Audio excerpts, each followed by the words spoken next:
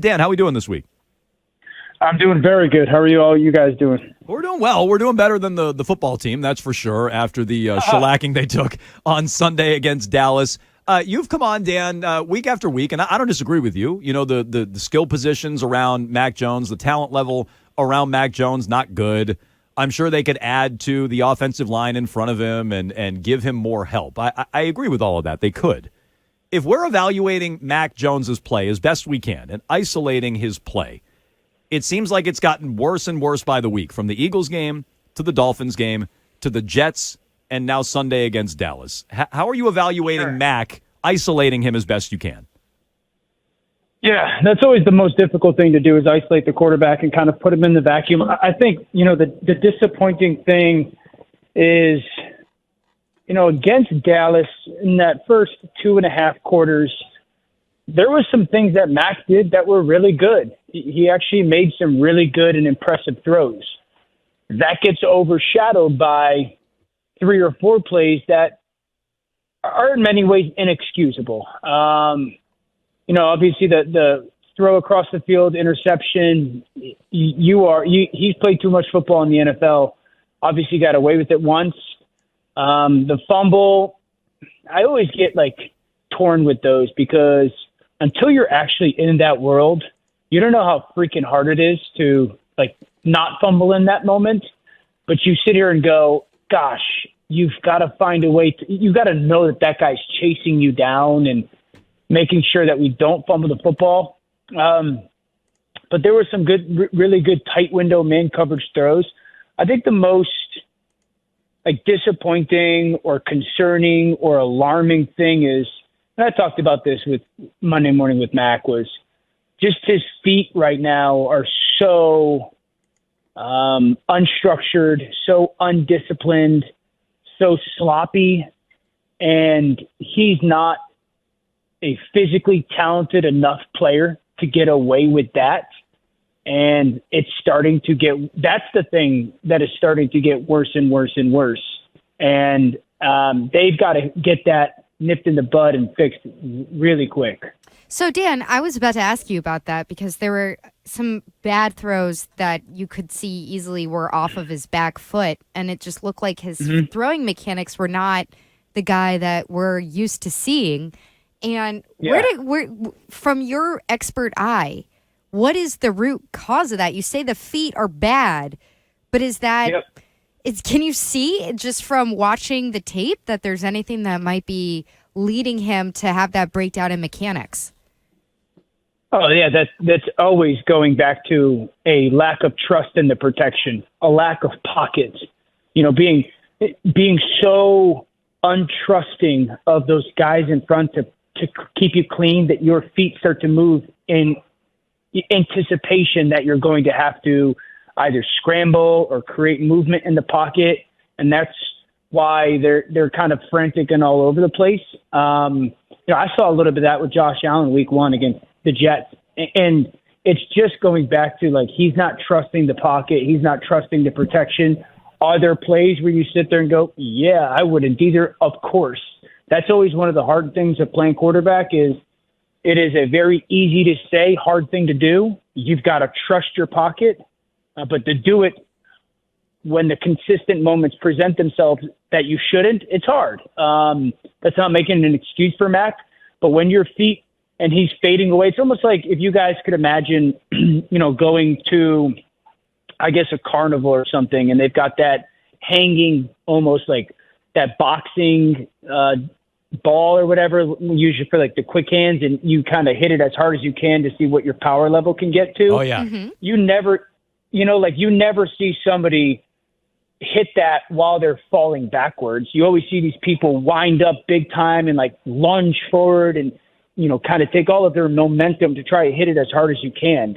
That's kind of the difference of what's happening with Mac is when he goes to punch that, he's falling back and his feet aren't underneath him. There's no power. And everyone says, look, arm strength. Well, it certainly affects his arm strength. His arm strength is not elite anyway, so it's hurting the arm strength, but even more so, it's hurting the location of the football with the accuracy and the ball placement as well. From what you see, is that foot feet wrong because he's trying not to get hit or because he's trying to make something happen on a play? Yeah, good question. Both.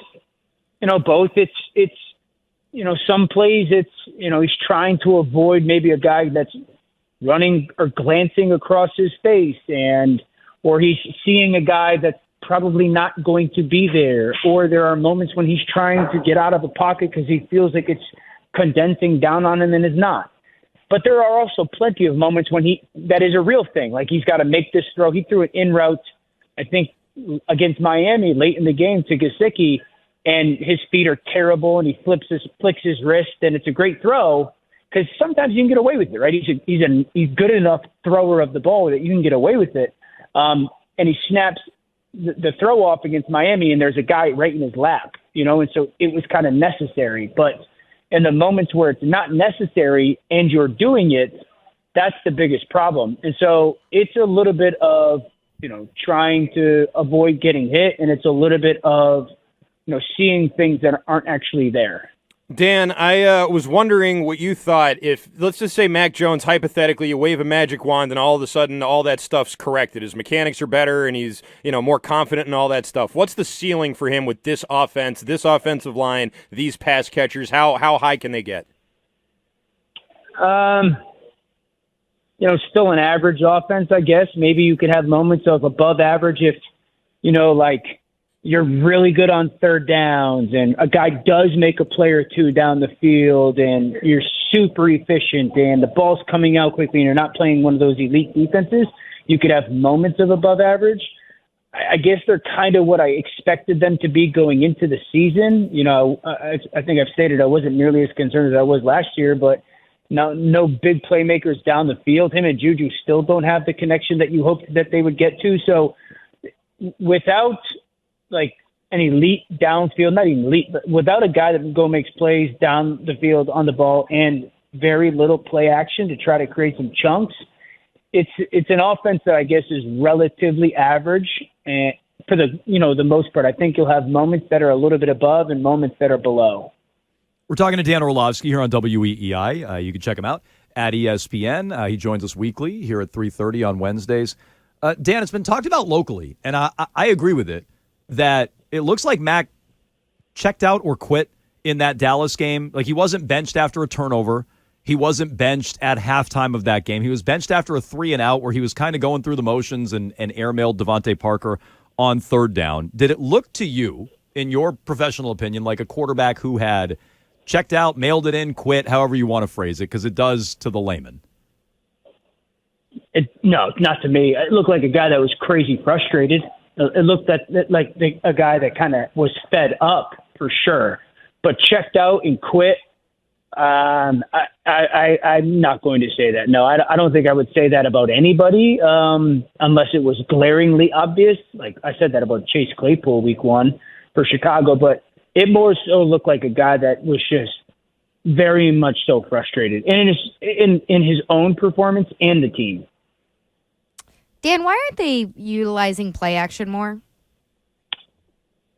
If I could answer that question. I don't really know. I don't know. I thought Bill would do it more. You certainly, saw Mac do a high amount of it at Alabama, and Mac operated it really well. I think the really good teams offensively in the NFL right now are leaning into that and certainly doing the quarterback under center and more. And I think the perfect example is how it's helped Buffalo, not only because it's allowed Josh and Steph to be at their best, but it's also helped protect the weak part of their offense, was the offensive line and pass protection. And I think it would be good for New England's offensive line to have that benefit. So I don't really know. I can't answer that question. I thought they would do it a lot more, and they're not. They obviously did very little of it last year. That's one of the things that is probably the head scratcher for me with Bill there, is how come they're not doing so much more of it? I don't know that answer. All right, Dan, I want you to be really honest with me here, okay? When you picked those pants to wear on Monday Night Football, yes, did you realize or did you know that you would look like you were nude from the waist down? Is that something that you premeditated, or was that just a coincidence? Yeah. I have not picked out an on-camera outfit for myself since 2018 when I started in this world. So, like it obviously happens. I don't look at my phone during games because I'm trying to stay focused on the game and whatnot. And my wife ended up like sending me all these things that were going viral and whatnot. And she was like, "Oh my gosh, I'm so sorry. I didn't even think about it." And me, I'm like, I don't give a fudge tip. Like, I couldn't care less. So, the ironic thing is I've worn those pants 50 times before. I guess people haven't seen me like sitting down, staring at the camera wearing them, I guess. But, it became one of those things that, got a lot of attention very quickly, but thankfully not actually naked. Well, we're all doing the show pantsless right now in solidarity with you, just so you know. Yeah, but that was your guys' choice, so you don't have an out. No, that is true. No, I've never felt closer to Dan Orlovsky than just when people vilify me for something I've worn on TV, I just throw my wife right under the bus. So I'm totally with you, Dan. I appreciate that. I'm on board with it, and we look forward to talking to you next week. It's always their fault. Yeah, exactly. I completely. I totally agree. Thank you, Dan.